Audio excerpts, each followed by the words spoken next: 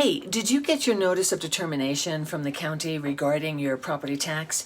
From the tax assessment appeal that you did earlier this year? Well, I got mine. And if you're unhappy with their decision, don't lose heart. In this video, we're going to talk about how we can still appeal their decision if you do it by the deadline, and we'll also discuss how to improve your chances of success in 4 easy steps. Let's dive right in. So, you received your denial on your property tax appeal. Yeah, don't be disheartened. This happens much more often than you might think.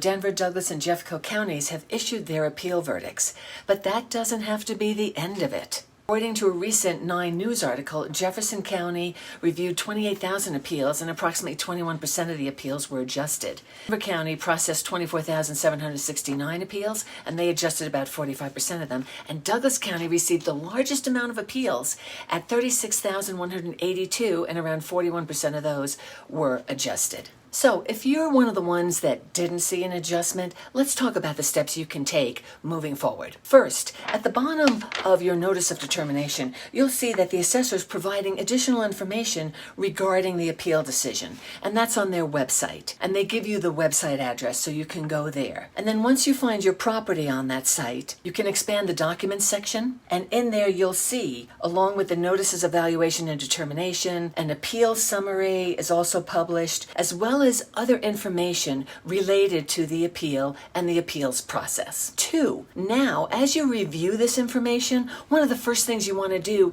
make sure to check that your appeal wasn't denied due to inadequate information on downward adjustments, which happens to be the biggest reason most of the denials occurred in the first place. We all know property values have soared over the last few years, seeing a median residential increase anywhere from 30 to 50% depending upon where you are in the Denver metro area. And also, you have to remember that you must be looking at data from July 1st of 2020 to June 30th of 2022. Not what's happening right now, not what happened back in January of this year, or even December of last year when we had quite a bit of slowing in the market. You must stick to that timeline when pulling up your data or information. And by data and information, what I'm really talking about is looking at homes that are in your neighborhood, that look like yours, that sold and closed during that time frame. And ideally, the closer you can get to June 30th of 2022, the better. So that brings me to step number 3. Check your public records so you can see if the assessor even has the correct information on your home. Do they have you listed as having 4 bathrooms when you only have 2? Do they have you listed as having finished the basement when you have an unfinished basement? Errors like this happen, and this is the perfect spot to start gathering some solid evidence. Also, look at the properties that the assessor used to compare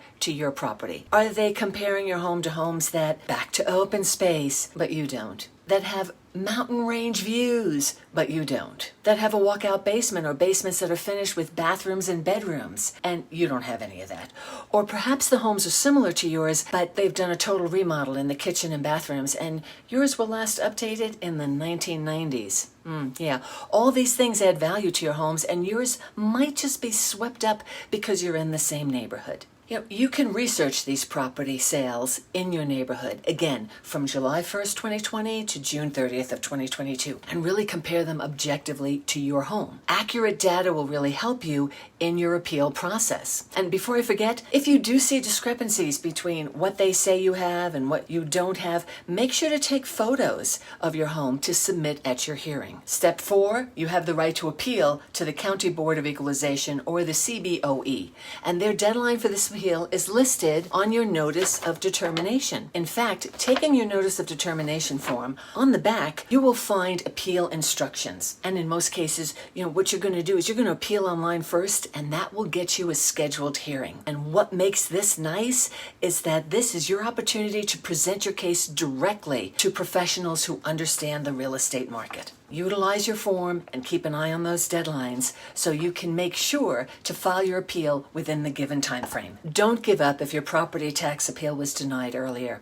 Understand why you should appeal, gather compelling evidence, explore your options, and consider seeking some expert assistance. Remember, timing is key, and if you're in the Denver metro suburbs, especially the Douglas County area, I'm just a message away. Feel free to connect with me. I'm here to help. Hi, my name's Peggy Dursthoff with Live Denver Suburbs, powered by HomeSmart. Thanks for tuning in. Hit that like button, subscribe for more valuable insights, and let's work together to ensure you're not overpaying on your property taxes. Thank you for watching, and I'll see you on the next video.